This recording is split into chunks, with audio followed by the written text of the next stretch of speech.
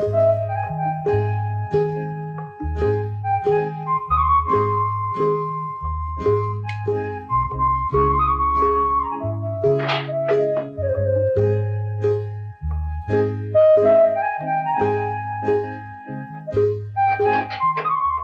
உட்கார்ந்து பாத்துக்கிட்டே இருக்கீங்க?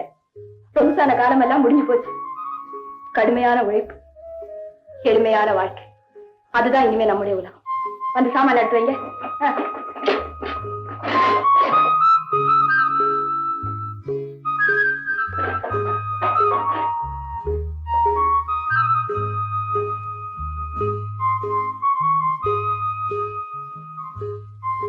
கலெக்டராகவும் டாக்டராகவும் வர வேண்டிய பிள்ளைங்க வீட்டு வேலை செய்யறேன்னு கவலைப்படுறீங்களா?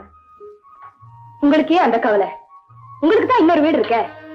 அங்க மாதவி இருக்கா, மணிமேகலை இருக்கா. அவங்களோட நீங்க சந்தோஷமா இருக்கலாம், சகலமா இருக்கலாம். விஜயா, நான் செஞ்சது தவறுதான். அது திருத்த முயற்சியில நீயும் ஒரு தவறு செஞ்சுட்டு இருக்கிற. குடிசையில தலைவர்களும் அறிஞர்களும் உருவாகிறது உண்டு. அது கோடியில ஒண்ணும். பழக்கத்தினாலே சூழ்நிலைகளாலே உருவாகிறவங்க தான் அத்தனை பேரும். இந்த சூழ்நிலையில நிச்சயமா நம்ம குழந்தைங்க நந்தவங்களா வளர முடியாது. ஒழுக்கத்தை பத்தி பேச உங்களுக்கு தகுதி கிடையாது. நம்மள நாம தான் உருவாக்குறது, சூழ்நிலை இல்ல. காலையில இருந்து கூட சாப்பிடல.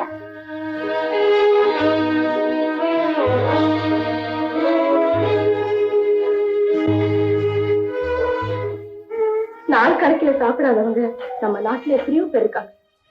நாம ஒரு நாள் சாப்பிடலன்னா என்ன? பசியும் பட்னியும் இனிமே நாம புதுசா கத்துக்க வேண்டிய பழக்கம். அம்மா ஒரு வேலைக்கு முயற்சி பண்ணிட்டு இருக்க, அது கிடைக்கிற வரைக்கும் பண்ண கடிச்சிட்டு இருப்போம். எனக்காக பிள்ளைங்க ஏன் தண்டிக்கிறேன்? அவங்க கஷ்டப்படுறதை என்னால பார்க்க முடியல. இப்ப கவலைப்பட்டு பிரயோஜனம் இல்லை, ஆரம்பத்திலேயே கவலைப்பட்டிருக்கும். அளந்து வாழாதவங்க வாழ்க்கை இப்படித்தான் முடியும். ஐயோ, தவறு செஞ்சவன் திருந்தவே முடியாதா? விஜயா, நடந்தது மறந்துடு. ஓ போத நீ வாழறது நான் தடுக்கல. ஆனா அந்த வாழ்க்கையில் எனக்கு பங்கு கொடு. நம்முடைய சம்பாதி சம்பள பணம் எடுத்துக்க. பசியும் பட்னியும் நம்ம பிள்ளைங்களுக்கு வேண்டாம். பட்னி கிடக்கிறது துன்பம் இல்ல, கேவலம் இல்ல. ஒழுக்கத்துக்கு அதுதான் வேலை.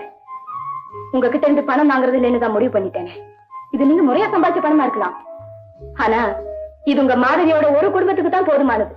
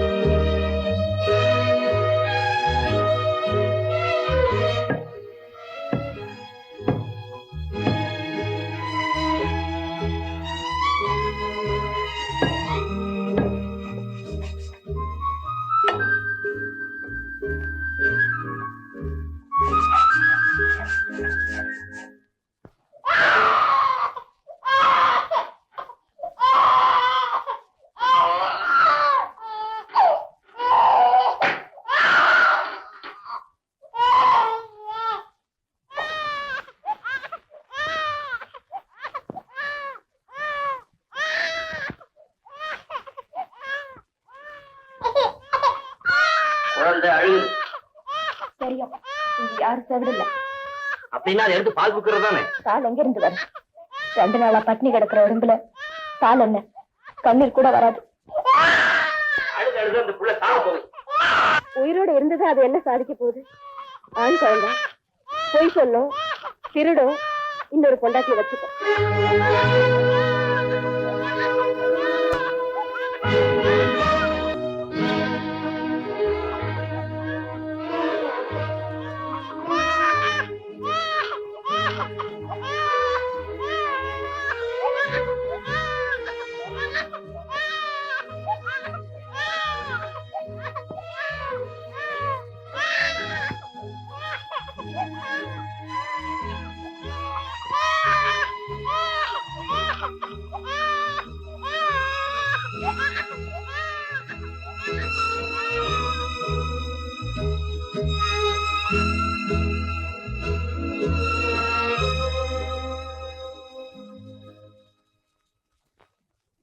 என்னங்க, எனக்கு ஒரு யோசனை. ஆமா, இப்ப ரொம்ப யோசனை தான் தேவை. குழந்தை தேவை, அதுக்கு இந்த ஜென்மத்துல வழி இல்ல போல் இருக்கு. அதுக்கு ஒரு வழி கண்டுபிடிச்சிட்டேன். நீங்க இன்னொரு கல்யாணம் பண்ணீங்க. ஏன் நான் நிம்மதியா இருக்கிறது பொறுக்கலையா உனக்கு? அவன் ஒரு பொண்டாட்டியை கல்யாணம் பண்ணிக்கிட்டு அவஸ்தப்பட்டுக்கிட்டு சாகறான். எனக்கு 2ஆம் கல்யாணம் வரையா? இத பாரு, குழந்தை இல்லாட்டியும் பரவாயில்ல, நிம்மதியா இருந்தா அதுவே போதும். இந்த ஜென்மத்துல நமக்கு குழந்தையும் இல்ல, சந்தோஷமும் இல்ல. வைத்தியம், சந்தோஷம் வேண்டியதுதான், ஆனா அது முறைப்படி வரணும். ஒன்ன சொல்லி குத்தம் இல்ல, எப்படி வேணும்னாலும் இருக்கலாம், என்ன வேணும்னாலும் செய்யலாம், நாட்டு நடப்பே ஆயிடுச்சு. நீ மட்டும் என்ன விதி விலக்கா? குழந்தை தானே வேணும், ஒண்ணு செய்ய, நீயே இன்னொரு கல்யாணம் பண்ணிக்க. ஐயோ கர்ம கர்மம், இந்த மாதிரி யோசனை எல்லாம் உங்களுக்கு தான் வரும். என்னங்க, ஏதோ குழந்தை அழற சத்தம் கேக்குதுங்க. பக்கத்து வீட்டுல யாரோ பாடுறாங்க. பாடலைங்க, குழந்தை தாங்க, நம்ம வீட்டுல தாங்க அழுவுது. ஆமா, எப்படி? நாம இன்னும் குழந்தைய பெத்துக்கலையே. ஒருவேளை டெஸ்ட் பேபியா இருக்கா? இருந்தாலும் இருக்கும், வாங்க போய் பார்க்கலாம்.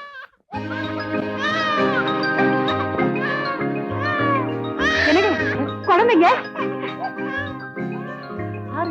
போட்டுருப்பாங்க.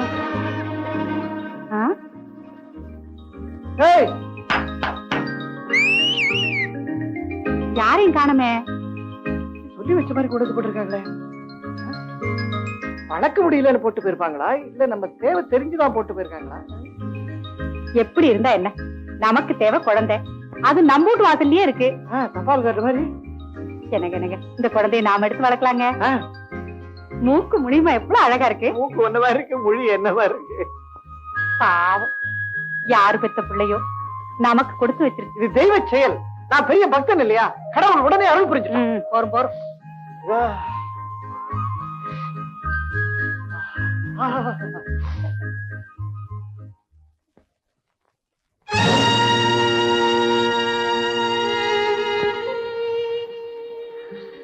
குழந்தைங்க உங்களைத்தான்.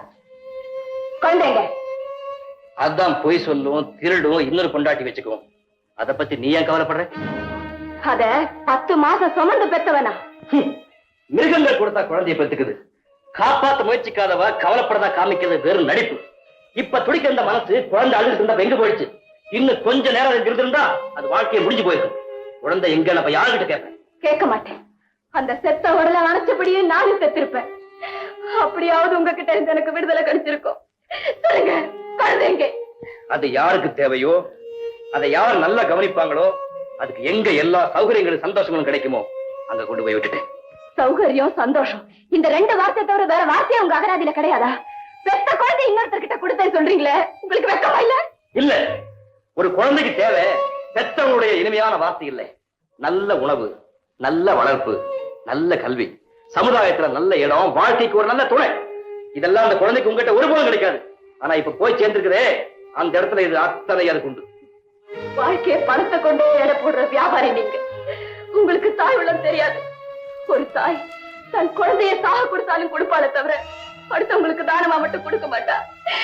என் குழந்தைய நான் இப்ப பார்க்கணும். எங்க குழந்தை? சொல்ல மாட்டேன். சொன்னா அங்க போய் உரிமை கொண்டாடுவேன். அதை வாங்கிட்டு வந்து திரும்பவும் இந்த நரகத்துல தள்ளுவேன்.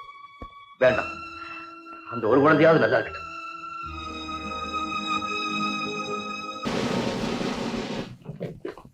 Well done tiger, well done.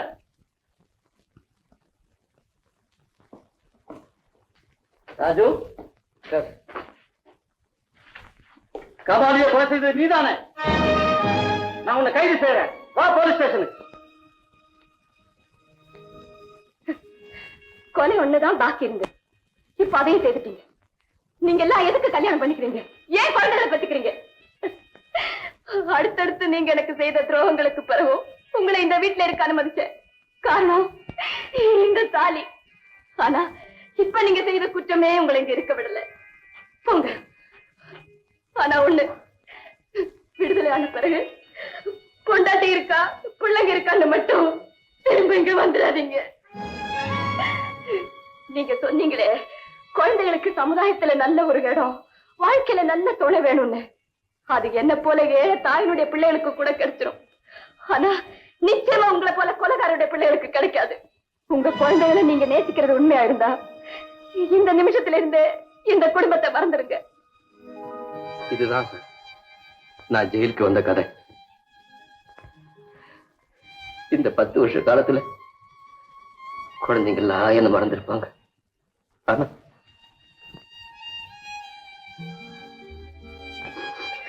என்னாலதான் அவங்களை மறக்க முடியும். பாரு, சாரு, மீனு, நீங்க எல்லாம் பெரியவங்க இருப்பீங்க, காலேஜ் கூட போயிட்டு இருப்பீங்க. விஜயா, கான்ட்ராக்டர் நடராஜ பிள்ளையோட ஒரே மகன்.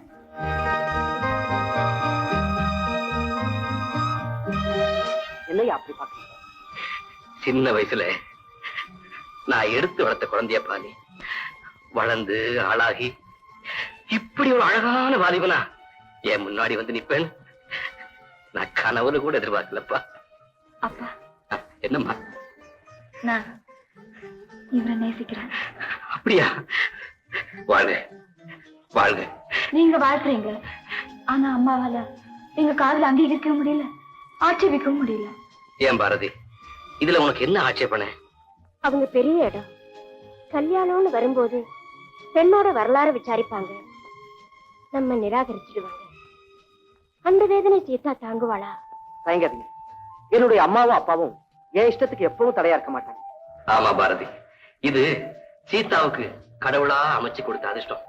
அதுக்கு நாம தடையா இருக்க கூடாது.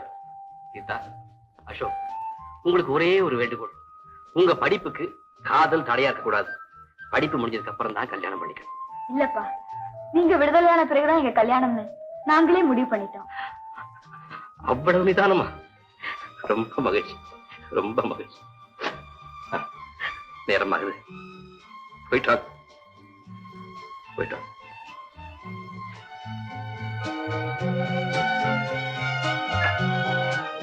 ஐயா, என் கடைசி பிள்ளைய பார்த்தேன். என்ன அழகு, என்ன பண்பாடு. இப்படிப்பட்ட பிள்ளைக்கு தகப்பனா இருக்கிறது நினைச்சு ஆனந்தப்படுறேன், ஆனந்தப்படுறேன்.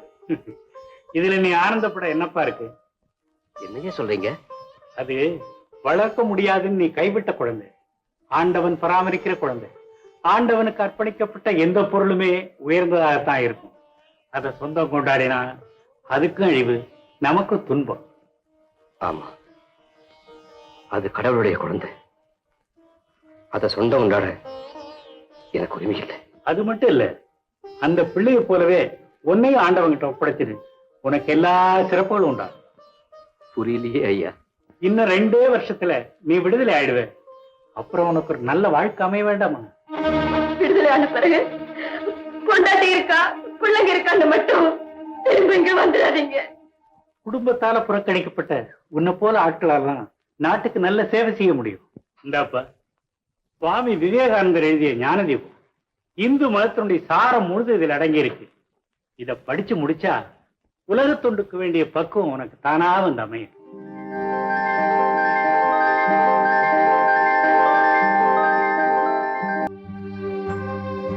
சத்தியம், அகிம்சை, திருடாமை, நாவடக்கம், சமய சமரசம் ஆகியவை முக்கிய விரதங்கள். உலக மக்களுக்காக உழைப்பவன் தனது சொந்த சௌகரியங்களை பற்றி லவலேசமும் சிந்திக்க மாட்டான். அவைகளை கவனிக்கும் பொறுப்பை ஆண்டவன் பால் விட்டு விடுவான்.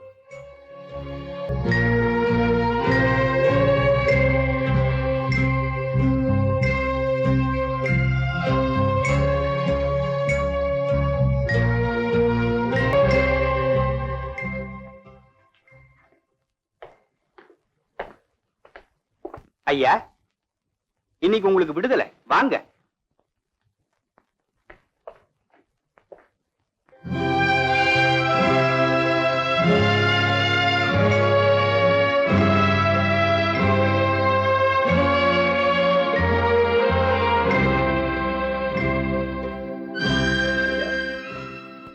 உங்ககிட்ட இருந்து விடைபெற்றுக் கொள்ள வேண்டிய நேரம் வந்துருச்சு. எனக்கு தெரியும், வடநாட்டுல காசியில சைவ மடத்துல தலைவராக இருக்கிற அருளானந்தர் என் பால்ய நண்பர். அவர்கிட்ட இந்த லெட்டர் கொடு, உனக்கு நல்ல எதிர்காலத்தை உருவாக்கி கொடு.